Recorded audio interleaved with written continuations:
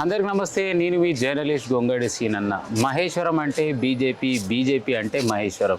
మరి బీజేపీ పార్టీకి చెందినటువంటి మరి అత్యంత ఎక్కడ ఏ సమస్యలు ఉన్నా కూడా, ఎక్కడ ఏ అన్యాయం జరిగినా కూడా మరి ముందుండి మరి అవినీతి అధికారులను వెలికి తీసినటువంటి గొప్ప వ్యక్తి శక్తి మరి రాళ్ళగూడెం రామకృష్ణారెడ్డి. మరి ఈరోజు అనుకోకుండా తీరని లోకానికి ప్రయాణం. మరి ఈ యొక్క సంఘటన జరగడానికి అసలు ఇంత కారణం ఏంది? మరి తనతో పాటు రెగ్యులర్గా ఉంటూ మరి ఉదయం నుంచి మొదలు పెడితే ఎక్కడ ఏ అన్యాయం జరిగినా కూడా మరి ప్రెస్ మీట్లు ఏర్పాటు చేస్తున్నటువంటి మాజీ కార్పొరేటర్ మనతో పాటు ఉన్నారు. అన్న నమస్తే. నమస్తే. చెప్పండి అన్న, మరి ఈరోజు రెగ్యులర్గా మీతో పాటు ఉండి ప్రెస్ మీట్లు ఏర్పాటు చేసి ఒక నాయకుడు మీ అందరు కోల్పోయారు, ఇంతకు ఎలా అనిపిస్తుంది? మరి చాలా అంటే చాలా ఆశ్చర్యం అనిపిస్తుంది, కొద్దిగా బాధ అనిపిస్తుంది. ఇంకోటి నా ప్రాణ స్నేహితుడు కూడా, నాకు చిన్నప్పటి నా క్లాస్మేట్ కూడా. ఎందుకంటే నా దగ్గర నుంచి రాజకీయాల్లో వచ్చి చాలా అతి తక్కువ కాలంలోనే రాష్ట్ర స్థాయి లీడర్ల దాకా పేరు తెచ్చుకొని ప్రజల సమస్యల మీద పోరాడుతూ ఎవరికి భయపడకుండా రోహింగ్యా సమస్య మీద కానీ, ఈ మధ్య కాలంలో జరిగిన 150 కోట్ల అవినీతి మీద కానీ ముందుండి అందరు అధికారులకు ఈయన కాంప్లీట్ ఇచ్చి ఈయన అంత మంచి పేరు తెచ్చుకో, పబ్లిక్లో మంచి పేరు తెచ్చుకోండు. దీని ఇంకా ఏం దాగుందో మాకు ఏం తెలియడం లేదు. రాత్రి 9:30-10 గంటల దాకా కూడా చాలా మంచిగా ఉండే, అందరితో మంచిగా మాట్లాడి మంచి పార్టీ సమస్యల మీద మాట్లాడాడు. రాత్రి నుంచి డెర్లరీ 8 o'clock వరకు చూసే వరకు ఈ యొక్క సంఘటన జరిగింది. దీని మీద పూర్తి స్థాయి విచారణ జరపాలని చెప్పి నా యొక్క డిమాండ్ అన్న. వాళ్ళ కుటుంబానికి నా తరఫున ప్రగాఢ సానుభూతి తెలియజేస్తున్నాను. సో వాస్తవాన్ని చూసినట్టయితే సోషల్ మీడియాలో ఎక్కడ చూసినా రామకృష్ణారెడ్డి ఇలాంటి వ్యక్తి కాదు, ఇలాంటి చిన్న సమస్యకి తను ఈ విధంగా చేసుకునే వ్యక్తి కాదంటూ కామెంట్ల పరంగా వస్తుంది. సో ఇంతవరకు తనకున్నటువంటి సమస్యలు ఏమన్నా మీతోటి చెప్పేటువంటి అవకాశం ఇంతవరకు ఎప్పుడన్నా ఉందా? అట్లాంటిది అయితే ఏం లేదన్నా. ఏమున్నా పార్టీ సమస్య, పార్టీ ఇట్లా ఎదగాలి, పార్టీ సమస్య, ప్రజల సమస్యలు ఇట్లా దోచుకొని ప్రజలు ఇట్లా అన్యాయం చేస్తారని ఒక తాపత్రయం చాలా ఉండే ఆయనకు. దాని మీదనే ఇవన్నీ చూస్తుంటే కొందరు నాయకులు ఊరలేక మేము చేసినాం. మాకు వచ్చిన అనుమానము, అది మా డౌట్ కూడా, అది నా అనుమానం. ఎందుకంటే నైట్ భయపడి చేసుకునేటోడు అయితే కాదు. ఆయనకి ఇంటి సమస్య ఎన్ని ఉన్నాయి కూడా ఇప్పటి వరకు నాకు తెలిసిన కాడుగా ఆయన ఇంటి సమస్యలు కూడా నాకు తెలుసు. ఏదున్నా నాతో షేర్ చేసుకుంటాడు. అయినా ఇవి ఎప్పుడు కూడా ఇలాంటి సమస్యలు స్పేస్ చేసి తప్పించి ఇట్లా భయపడి ఇది ఈ విధంగా అయితే చేయలేదు. ఈ మధ్యకాలంలో జరుగుతున్నాడు హఠాత్తుగా నైట్ జరిగిందంటే మాకు ఏదో ఆశ్చర్యకరంగా ఉందన్న. మాకు చిన్న అనుమానం కూడా వ్యక్తం చేస్తున్నాము. దాని మీద పూర్తి స్థాయి విచారణ జరపాలని చెప్పి పోలీసులను వేడుకుంటున్నాం. సో ఏది ఏమైనా రామకృష్ణారెడ్డి బీజేపీ పార్టీ కోసం ఎన్నో కార్యాచరణలు చేసినటువంటి రోజులు ఉన్నాయి. మరి ఇప్పుడు ఆ కుటుంబానికి బీజేపీ పార్టీ తరఫు నుంచి కావచ్చు, ఒక మిత్రునిగా మీరు ఎలాంటి సహకారాలు అందించబోతున్నారు? వాళ్ళ కుటుంబానికి, వాళ్ళ పిల్లలకు ఎప్పుడు మేము అండగా ఉంటామన్నా. ఏ విధమైన ఏ రూపమైనా నేనున్నంత కాలం అయితే వాళ్ళకి అండంగా ఖచ్చితంగా ఉంటాను. నా ప్రాణ స్నేహితులు పిల్లలు కాబట్టి ఖచ్చితంగా నేను ఉంటానా అని తెలియజేస్తాను. సో ఏదేమైనా న్యాయ వ్యవస్థ నుంచి మీరు ఏం న్యాయం కోరుతున్నారు? పూర్తి స్థాయిలో విచారణ జరపాలన్నా. దీని ఇంకా ఇంత పెద్ద దోషాలు ఉన్నాయా నిష్పక్షపాతంగా తెలియాలన్నా. ఎందుకంటే బీజేపీ పార్టీలో తిరిగితే ఇంత అన్యాయం చేయింది. బీజేపీ పార్టీలో వాళ్ళు తిరగదు, వాళ్ళు గట్టిగా మాట్లాడదన్నా. ప్రజలందరూ చూస్తారు. మా బాధ మాకు తెలుస్తుంది. ఎందుకంటే ఈ మధ్యనే కుటుంబ సమస్య అంత పెద్ద ఉన్నాయని ఎప్పుడు ఇట్లా వేయలేదు. ఈ మధ్య ఈ అవినీతి బయటకు తీసినాక రోహింగ్యా మీద కొట్లాడుతున్నందుకు, హిందూ ధర్మం మీద కొట్లాడుతున్నందుకు, ఓ ధర్మాన్ని గురించి కొట్లాడుతున్నందుకే ఈ బయటికి ఇవాళ అట్లా డెడ్ బాడీ అట్లా వచ్చిందని ఆయనకు మా మిత్రుంది. నాకు ఏం చెప్పాలని నాకు మాట్లాడి వస్తలేవన్నా. ఎందుకంటే నాకు చాలా లోపల ఆవేదన చాలా ఉంది, బాధ చాలా ఉంది. ఏమనుకోకుండా వాస్తవానికి చూసినట్టయితే ఈ తెలంగాణ రాష్ట్రంలో రోహింగ్యాలకు సంబంధించినటువంటి పెద్ద సమస్యని వెలికి తీసి బాలాపూర్ గ్రామంలో ఒక పెద్ద మీటింగ్ ఏర్పాటు చేసిండు. ఆ మీటింగ్ ఏర్పాటు చేసిన చాలా మంది దీనికి కారణం అంటే రామకృష్ణారెడ్డి అన్న. ఆ మీటింగ్ అయినప్పటి నుంచి ఇప్పటి వరకు ఏమన్నా సందర్భంలో ఇది చేసినందుకు ఏమన్నా అలాంటివి ఏమన్నా మీతోటి పంచుకున్నట్టు సందర్భాలు ఉన్నాయా? ఉన్నాయన్న. ఒక 2-3 సార్లు టీసీఎస్ ఆడ కార్లు ఏమాడు పడరా అని చెప్పి తెలిసింది. ఈయన రిక్కి నిర్వహిస్తారని తెలిసింది. ఆయన ఏం భయపడలేదన్నా, ఏదన్నా నాతో షేర్ చేసుకుంటుండే, ఏదన్నా చెప్తుండే. ఏం భయపడక అందరం ఉన్నాయి, ఇప్పుడున్న 2-3 మేము కలిసిపోతాం చేస్తాము.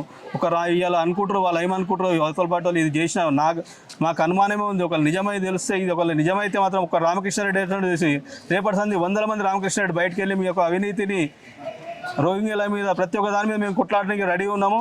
దానికి మేము దేనికైనా సిద్ధంగా ఉన్నామని చెప్పి తెలియజేస్తున్నాం.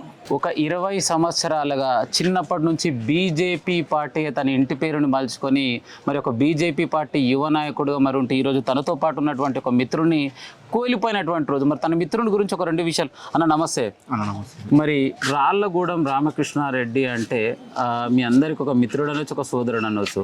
మరి ఈరోజు రాళ్ళగూడెం రామకృష్ణారెడ్డి మీ అందరిని విడిచిపెట్టిపోయింది. అసలు రామకృష్ణారెడ్డి గురించి చెప్పమంటే అసలు ఏం చెప్తావు? అసలు నిజంగా రామకృష్ణారెడ్డి గారు ఈరోజు లేరనే విషయాన్ని నేను ఉదయం నుంచి కూడా జీర్ణించుకోలేకపోతాను. ఎందుకంటే రామకృష్ణారెడ్డి తోటి నాకు ఒక 30 సంవత్సరాల పరిచయం ఉంది. మేము శిశు మందిర్ స్కూల్లో చదువుకోవడం జరిగింది. బడంగపేటలో శ్రీ సర్వశ్రీ శిశు మందిర్లో ఆర్ఎస్ఎస్ భావజాలతో నిరంతరం కూడా ఒక దేశభక్తిని నింపుకొని మేమంతా కలిసి తిరిగిన వాళ్ళం. ఈరోజు నిజంగా ఆయన లేడనే విషయాన్ని నేను అసలు జీర్ణించుకోలేకపోతా ఉన్నాను. అసలు ఆయన లేడనే బాధ నాకు చాలా ఇబ్బందిగా ఉంది. మీర్పేట్ మున్సిపల్ కార్పొరేషన్ మాజీ కార్పొరేటర్ రవి నాయక్ గారు మనతో ఇప్పుడు. అన్న నమస్తే. నమస్తే. చెప్పాలి మరి ఈరోజు మీ ఆప్తమిత్రుడు రామకృష్ణారెడ్డి మీతో పాటు లేకుండా, రామకృష్ణారెడ్డి గురించి చెప్పమంటే అసలు ఏం చెప్తావు?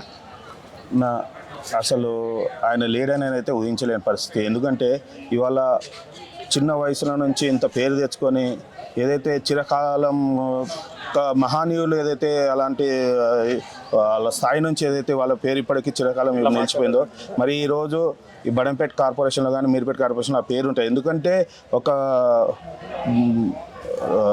ఏమంటారు షార్ట్ టైంలోనే ఇంత పేరు తెచ్చుకొని ఇది చేసుకొని ప్రతి అన్యాయం మీద ఇవాళ మీర్పేట బడంపేట కార్పొరేషన్లో 10 మంది సస్పెండ్ అయినారు అని అంటే వీటి మీద కనీసం ఏ ఒక్క నాయకులు కూడా నోరు మెప్పింది.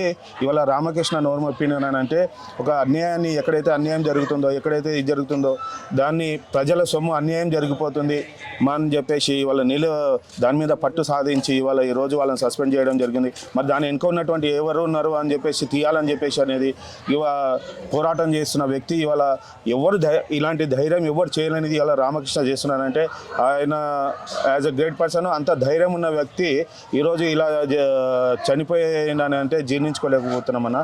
ఇది చాలా బాధాకరము. రామకృష్ణారెడ్డి మరణం ఇంకేమైనా అనుమానాలు వ్యక్తం చేస్తున్నారా?